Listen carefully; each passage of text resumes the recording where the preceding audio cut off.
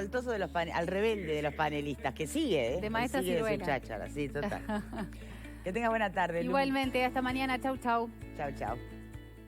Muy buenas tardes para todos en casa, ¿cómo les va?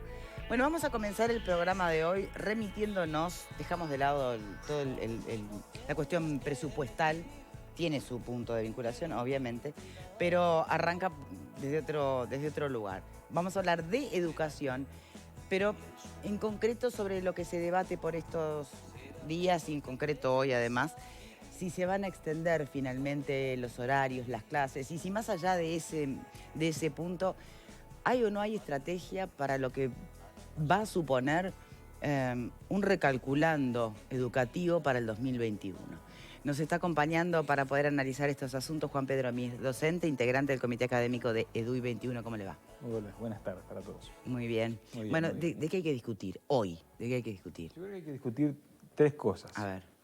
Primero que nada, que la escuela y los jardines de infantes, tan golpeados simbólicamente como lugares con tanta crisis, con tanto problema, si algo han demostrado que son muy necesarios para la sociedad, para los niños y para las familias. Porque hoy nuestros niños y todos son conscientes que lo que más han sufrido los niños es no ir a la escuela. Entonces yo como maestro creo que es bueno que la sociedad reconozca la importancia de esos espacios educativos no familiares donde los niños encuentran un adulto, una maestra que los recibe, los educa, los quiere y construyen otras posibilidades. Eso por un lado. Por otro lado, que estamos ante una situación muy compleja en lo familiar, en lo social, donde las pautas de crianza de una sociedad, donde por suerte las mujeres hoy se han integrado al mercado laboral ampliamente, ¿quién se hace cargo de los niños cuando la familia no se puede hacer cargo? Entonces ese es otro debate. Bien, pero imagino yo atento al desafío de no terminar convirtiendo al sistema educativo en una suerte de gran niñera, ¿no? O guardaniño. Ojo. Si bien cumple parte de la función, exacto. No nos olvidemos del desafío educativo, ¿no? Porque si no... es eso. Ahí va. Pero sí, educar y cuidar, Victoria, van de la mano. Van de la mano. En todo aspecto van de la mano en la enseñanza terciaria, pero en la enseñanza inicial, particularmente en la enseñanza infantil de 0 a 3 años y en la enseñanza inicial de 3 a 5 años y en la enseñanza primaria, sí, el componente son cuidar, elementos que van juntos. Exacto. Y el tercer elemento es que hoy estamos en condiciones, con 6 meses de anticipación a lo que pasa en Europa, de imaginar un 2021 donde ganemos metros cuadrados, porque nuestros niños, tanto en el área pública como privada, van a precisar más metros cuadrados y tenemos una enorme capacidad ociosa en Uruguay para convertir y reconvertir espacios escolares y precisamos más docentes y más personal que acompañe a esos niños, porque lo peor que puede pasar es que otra vez, y sobre todo los sectores populares, vean perdida la posibilidad de asistir regularmente a la escuela. Bien. ¿En qué quedó EDUI 21? EDUI 21 en este momento está en una discusión interna interesante. Estamos estudiando profundamente el presupuesto. Estamos estudiándolo, el presupuesto recién salió. Sí.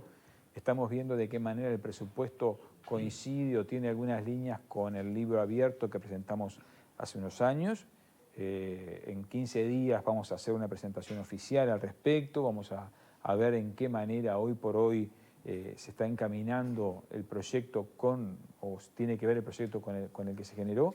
Lo que pasa es que el escenario de cuando se generó era uno y el escenario actual es otro, entonces presupuestalmente las coincidencias no van a reflejarse seguramente en el presupuesto. Pero sí en el diseño institucional y en los cambios curriculares. Bien. Y yo creo que ahí está el punto. Si nosotros imaginamos, y vuelvo a la pregunta anterior, más metros cuadrados para nuestros niños y nuestros pequeños y jóvenes en el 2021, se necesita una iniciativa social mucho más grande, se necesita no solo presupuesto, imaginación para que esto suceda. Si nosotros solo dependemos, hay que gastar más en educación, pero si nosotros solamente dejamos en que esto se resoluciona con más metros cuadrados construidos inmediatamente, no llegamos a las necesidades. La educación uruguaya nació de la sociedad civil. ¿El recurso humano va primero? Y material, y qué tipo de recurso humano. Hoy por hoy tenemos, Bien, yo calculaba el otro día por arriba, alrededor de 4.000 estudiantes de formación docente en cuarto año de formación docente. Esos muchachos, esas muchachas, porque en el 90% son muchachas, perfectamente el año que viene pueden hacer su práctica en servicio atendiendo niños de inicial y de primaria, compartiendo grupos. Una maestra con 2 practicantes, en vez de tener 15 niños atendemos 45, con una maestra a cargo del grupo, con 2 maestras ayudantes que estén trabajando y hacen su práctica docente a la vez que están trabajando en el sistema y atendemos 45 niños de educación inicial y primaria. Estamos llenos de locales, de clubes sociales, de clubes de espacios, a los cuales, acondicionándolos desde ya, podemos lograr que esos espacios de la sociedad civil se conviertan a través de las brigadas del Zunca, Un Techo para mi País, a través de lo que está trabajando la FOEB, por ejemplo, que tiene propuestas socioeducativas fantásticas que comparten con la escuela pública. Hoy los niños que van a los centros educativos de la FOEB tienen asistencia de un 100%. Van 2 días a la escuela y después todas las tardes van a los centros socioeducativos de la FOEB. Entonces, creo que hay que desarrollar la imaginación social. Bien, yo hago la última y abro el panel, ¿sí? Más allá de estas consideraciones que usted plantea, de la razón, de cómo se está estudiando el presupuesto y cómo visualiza un 2021, con qué necesidades, ¿se ha hecho ya un análisis de, digamos, una radiografía del aprendizaje finalmente que va del año? Porque yo veo que se sigue discutiendo, y esto también lo preguntó usted, se sigue discutiendo si más horario, si más comida, ¿no? Pero ¿alguien está evaluando los aprendizajes tan disímiles a priori que se pueden advertir desde que comenzó la pandemia para pensar en el 2021? O sea, primero como que sacar cuentas de qué pasó en el 2020, concretamente en lo académico, en el concepto de aprendizaje. ¿Qué opina, Mir? Hay 2 dimensiones. En lo que es mi institución particular, nosotros hacemos un seguimiento donde yo trabajo con la dirección del Colegio Nacional José Pedro Varela. Hemos hecho un seguimiento y vemos que hay elementos de actitudes de los niños que han ganado en autonomía, en resolución. Sí, sí, claro. Lo que es indudable es que en los aspectos académicos tenemos una pérdida muy importante. ¿Y se va a apostar a qué? ¿A repetir? ¿A qué? No, a una continuidad. A ver. El maestro de cuarto año hoy seguramente va a pasar a cuarto año con el grupo el año que viene. Entonces en didáctica se llama la selección y jerarquización de contenidos y se toma como un bienio. Esto que pasa en sectores trabajadores, medios, no importa si públicos ni privados, es una bomba de tiempo en los sectores populares que están totalmente desconectados del sistema. Claro. Estamos hablando que el 50% de los niños de primaria de los sectores más carenciados están con el año perdido. El 70% de los niños de los sectores de jardines de infantes más desfavorecidos están desconectados de los jardines. Perder un año en sexto año cognitivamente es un problema. Perder un año a los 3 años es un problemón, claro. Es un drama. Hay un psicólogo muy seguido en Uruguay, Juan Ignacio Pozo, que dice, después de los 3 años es todo geriatría. Bueno, qué poco alentador, señor. Uno cree que siempre está a tiempo de aprender algo. Lo que pasa de 1, 2 y 3 años... Se entiende, sí. Entonces, ahí es donde el Uruguay tiene que poner un foco, me parece. Y aún en lo que contaba 2 minutos atrás, ¿no?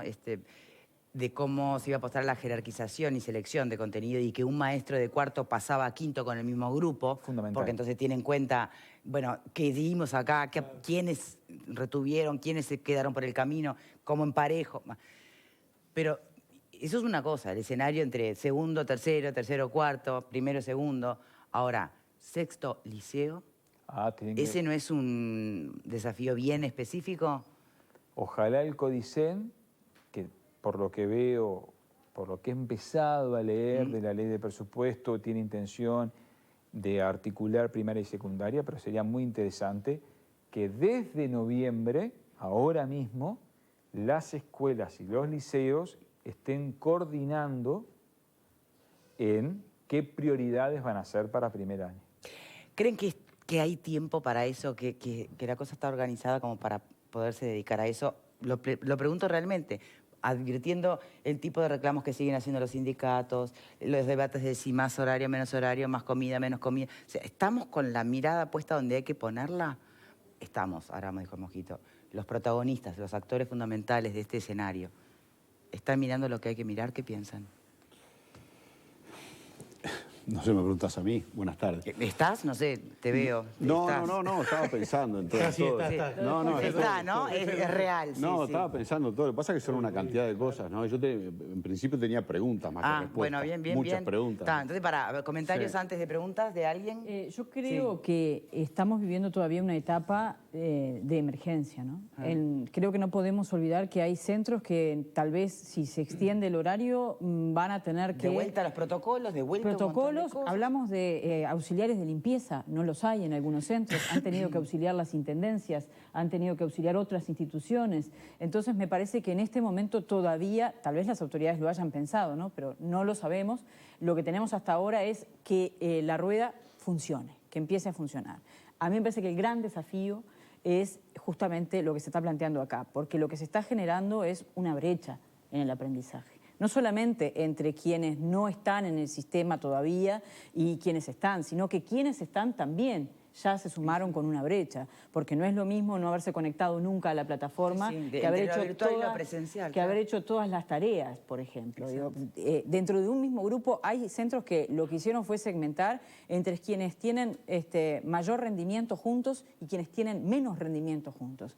Eso es una brecha. Yo no trabajo en el área de la educación, pero sí entiendo que lo que hace es emparejar hacia abajo. Y entonces me parece que la estrategia tiene que ser, bueno, ¿serán los maestros comunitarios? ¿Quiénes serán aquellos programas que hay que fortalecer o crear desde cero? Porque no alcanza con edificios y espacios físicos, si no salimos a buscar a esos chiquilines, aún los que están en el sistema, porque me parece que la diferencia que se está generando es mucha. Ale, ¿compartís? A mí me parece que, si bien es cierto que la pandemia, además por definición, no es un problema al que se ve enfrentado el Uruguay, sino la humanidad en su totalidad.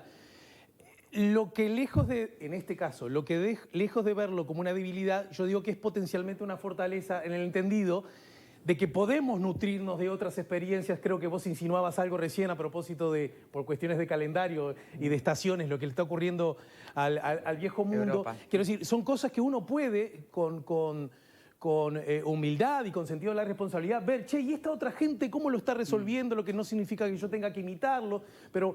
Y después yo creo, nadie me ha convencido de lo contrario aún, es que los problemas que en todo caso deja en evidencia la emergencia sanitaria son exactamente los problemas que estaban presentes el día anterior y van a seguir el día después, solo que en todo caso más agravados.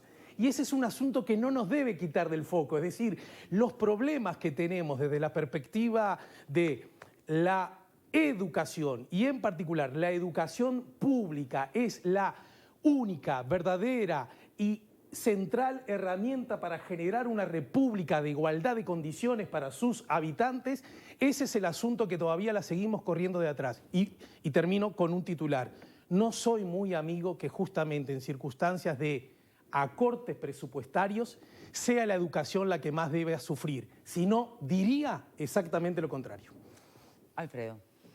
Yo me acuerdo que cuando se empezaron a reiniciar las clases, uno de los argumentos que dio el ministro de Educación, Pablo Silveira, es que lo que decía ahora Juan Pedro, que en los sectores más carenciados se había perdido prácticamente conexión con un número muy importante de gurises. Y ahora los números que tú das son peores de los que se sabían antes. Entonces, yo a esta altura del partido me pregunto si no hay que hacer una especie de costo-beneficio y no reiniciar el tema de las clases con obligatoriedad, que no se está planteando, porque el otro día ayer salió que un gurí se contagió de un colegio privado, se contagió en un casamiento, en una fiesta. Sí. y ahora van a hacer las fiestas infantiles a 60 personas durante 2 horas y media. Digo, podemos permitir determinadas actividades y no podemos permitir el regreso de los escolares a sus escuelas. A mí me parece que hay que ver, teniendo precauciones, pero yo no sé si no es hora de decir, vos pará, controlemos la higiene, etcétera, pero... Científicos primero, ahí va a estar siempre resolviendo el Claro, equipo pero de ¿sabes lo que científicos. pasa? Me parece que estamos siendo muy livianos en algunos campos y en otros campos que son claves, por lo que está diciendo Juan Pedro, estamos dejando de lado a un montón de gurises que en definitiva, es decir, están arrastrando pérdida de, no solo de escolaridad, sociabilidad, es decir, un montón de elementos. Entonces, yo no sé si no hay que entrar a rever ese tema, decir, hay que volver a los colegios en forma obligatoria, que no se está haciendo, ¿no? Se está haciendo voluntario por ahora. Bien, después... Es una duda, ¿no? Bien, después por supuesto le vamos a pedir a nuestro invitado comentarios sobre las reflexiones que se han hecho aquí, pero tenías preguntas. No, yo quería hacer un par de preguntas porque la verdad que me está costando focalizar el tema. Capaz que yo estoy un poco medio disperso, pero no sé exactamente de qué estamos hablando. Porque Mira hablaba de los locales, del Zunca y de la FUEB y de habilitar más locales y clubes. ¿Eso para cuándo? ¿Para el año que viene? ¿Para ahora? ¿Para qué circunstancias? Eso me parece que es un plano. Después empezamos a hablar de la reforma de la educación, de los planes de estudio, también se metieron en el medio, de la formación docente. Hablamos hasta del presupuesto, habló el señor Camino, que no sé por qué dice que se va a destinar menos presupuesto cuando el presupuesto es el 17,2%. No dije eso. Bueno, no dije perdón, eso. si no dijiste eso, perdón. Pero Está bien, digo, perdón. hasta el tema del Dijo presupuesto. que no era fin de achiques Pero el digo, presupuesto. creo que hay una cantidad de cosas adentro de la bolsa de esta discusión y a mí me está costando focalizarla. Entonces, primera precisión es esa propuesta tuya, que yo la leí, además creo que hiciste un artículo en el semanario Voces, ¿no? Gran semanario. Gran semanario, sí. Muy plural.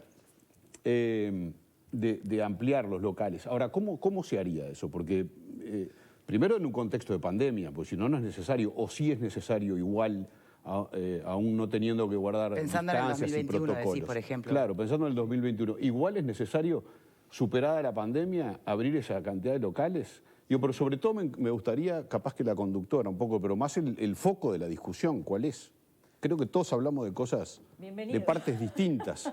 Perdón, Bienvenido. ¿interpreté bien? se ¿Usted llama me está así. interpelando Esta mi boca forma así de se llama el conducir el programa. debate? Al revés. Usted está manejando muy mal el debate, jefe. Porque yo creo que de todos aquí, el único que no pudo seguir el debate fue usted. No, pero además dijiste que tenías un montón de preguntas. No, pero lo que pasa es Bienvenido al club, No, le- Es una estimado. oportunidad No, perdón, linda. perdón. Hablaste de lo que hablaron tus compañeros, Perdón, pero no de las preguntas que supuestamente Camilo, tenías. creo que el señor Mir sabe perfectamente lo que le pregunté o no. Sí, vamos a escuchar su respuesta. decí que sí, A así ver. salimos de Voy esto. a... Yo creo que son 2 niveles. Apelo a la inteligencia de Mir y no a la de Camino. Bueno, no... Alguien le dijo, tenés que pelearlo. No. No, a él, digo. No, yo no peleo, pero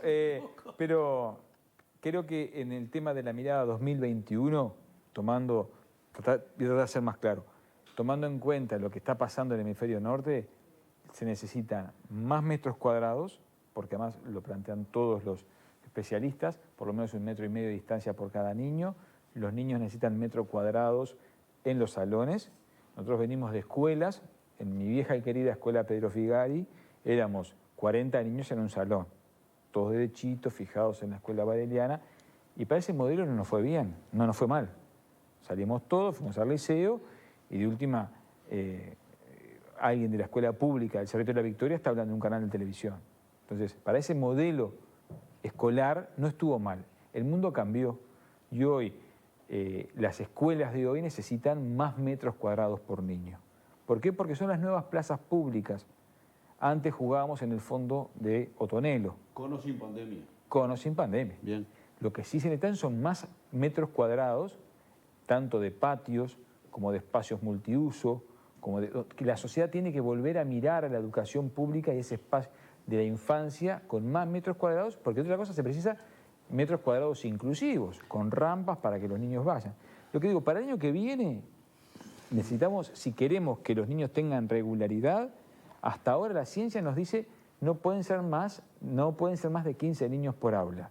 Y nos dice que tiene que haber un distanciamiento de 1,5 metros. Hagamos que espacios ociosos que hay en toda la República se conviertan en espacios educativos. Pero es probable, es posible ejecutar eso. Yo creo que es muy posible. Con los sindicatos de profesores, van a ir a dar clases al club, o los de maestros se van a trasladar al... La historia reciente muestra que desde cuando ha habido catástrofes, los maestros dan clase en cualquier... Bien, yo creo que tenemos que hacer una pausa, si me permiten. Igual creo que la pregunta, si te interpreté bien, Marguerite, ¿es entendible la propuesta en este contexto? El tema es que el 1,5 metros, ¿es necesario fuera de una pandemia? ¿O vamos a instalar que ahora tenemos que, además de aprender, tener más espacio? ¿No? Ya venimos. ¿Es así? ¿Era por ahí? Creo que tenía que apelar a ustedes, poder de síntesis. Ya venimos.